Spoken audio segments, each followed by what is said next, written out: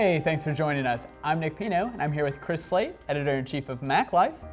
And we're here talking about the new Apple products. The dust is kind of settled at this point. It's a day later, and we're going to roll through the big announcements. But instead of giving a kind of wide overview of each, let's dig into one feature that you think is going to be the major selling point or maybe surprise you the most. Let's pick one feature and just dive right into that, right? Sure. So, three big products from yesterday's event. We had the iPhone 6s, we had an iPad Pro, and we had the new Apple TV. Starting with the iPhone 6s and 6s Plus, let's talk about one feature that maybe surprised you or you really liked.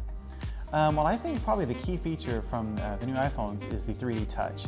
I think it's a little bit of a hard sell maybe until you get to try it.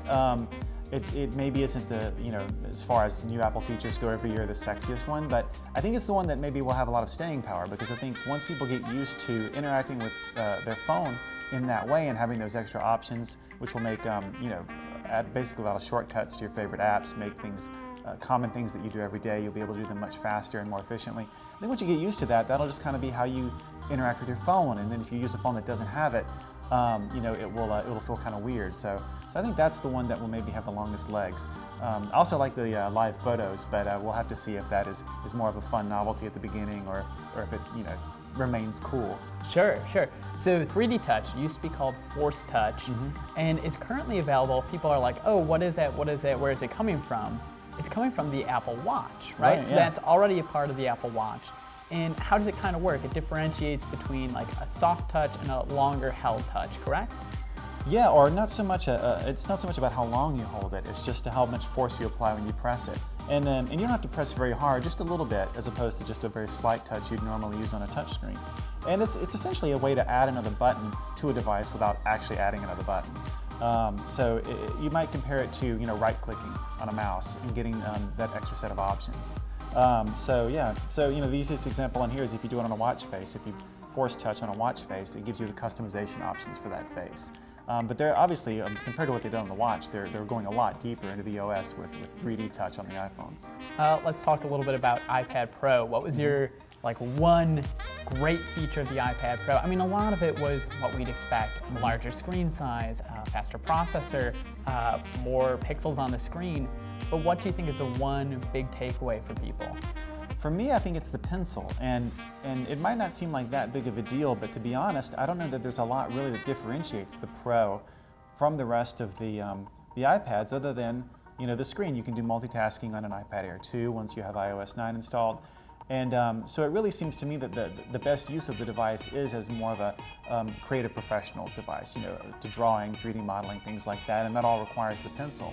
And I haven't got a chance to try it myself yet, but from the way they talked about it, it did sound quite a bit advanced, and the screen is the only tablet screen Apple makes that responds equally well to a stylus or your fingertip. So I think that's really the key defining feature for it right now. And again, it's not going to be for everybody, but if you are the type of creative professional who maybe traditionally would use a Wacom tablet or something like that, then it could be that this is something that you really get excited for, specifically because of the pencil. Okay. Now, I think there's been a lot of speculation online and a lot of talk that Steve Jobs has a very famous quote that if you have a stylus, you're doing it wrong. Why do you think Apple has kind of full steam reversed on this? Well, I don't really hold that against them. I think, and even Steve Jobs, he also, another thing he was really stuck on was the original form factor of the iPhone. He didn't want it to get any bigger. As we saw, he was also originally opposed to the more traditional, or rather the very first classic iPod ads, those silhouettes of people dancing. But even when Jobs was still working at Apple, he could eventually be talked around into things, and his opinions, even though he always had very strong ones, did tend to evolve. So I think you just look at where the market's gone, and you see what makes sense for today, and I'm not going to hold it against them if they change their minds. Sure. Well, that makes sense. Yeah. My favorite feature on the Apple TV, of course, is Siri. So I think it's going to be cool to have this new Bluetooth remote with a built-in mic that I'm able to talk to very naturally, just the way I talk to my phone, and say, Siri, search for the Avengers. And with the new universal search that comes built into Apple TV, it's going to pull it up on multiple searches. It's going to pull it up on multiple services. Right, any compatible app. And I think initially there's going to be, the usual suspects, Netflix, I think maybe Hulu, along with obviously all of the built-in Apple stuff like iTunes. For me, biggest feature, even above the gaming stuff, even above the Wii-like remote, yeah, it's going to be voice search. Yeah, I totally agree, and we'll see where the App Store goes. I think the initial offerings are really just, we've taken the stuff that you get on other devices and put it on here, even if it's not necessarily best suited for the living room.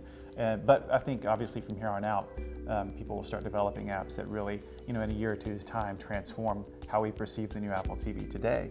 But for right now, you're exactly right. It's that magic of finally, with more kind of separate video streaming sources than ever before, being able to just kind of pull all those results together, and also just the natural language you can use in doing a search. I mean, some of the examples they gave were great, where they say like, I want new, kids movies that star such and such actor, and that's 3 search parameters, but they pull it all up fairly instantly, and it really helps you narrow down exactly what you're looking for, and like you said, across all of those different services. Yeah, I think what I'm really excited about, new Apple TV is going to be available in late October in over 80 countries, then rolling out to 100 countries by the end of the year. So yeah, it's going to be, pretty worldwide rollout. Well, those are the 3 features we're most excited about. Thanks for joining us. Chris, thanks for chatting with us. No problem, thanks. For more news and reviews that you need to know about, keep it locked on Tech Radar.